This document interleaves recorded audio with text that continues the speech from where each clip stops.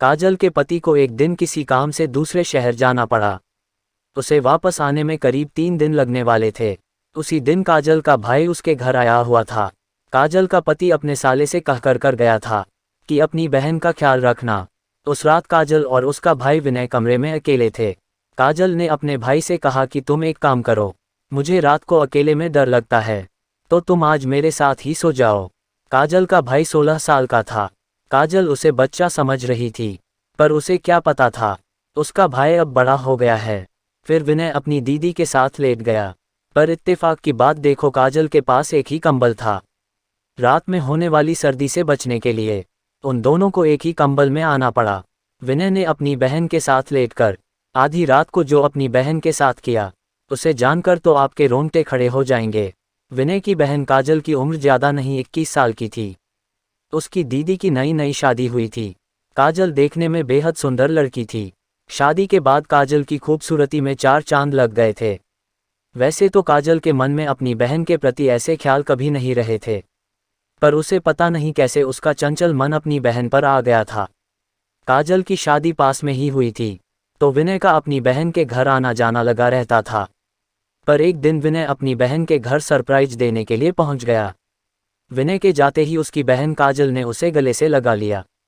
उस दिन विनय ने एहसास किया कि दीदी का शरीर पहले से काफ़ी फल फूल गया है। फिर उसकी दीदी ने विनय को नाश्ता पानी कराया और विनय अपनी दीदी से बात करने लगा। काजल के घर में सास ससुर और उसका पति अभिषेक रहता था। विनय को जब घर में कोई नहीं देखा, तो उसने दीदी से पूछा कि घर में सभी लोग कहाँ गए हैं।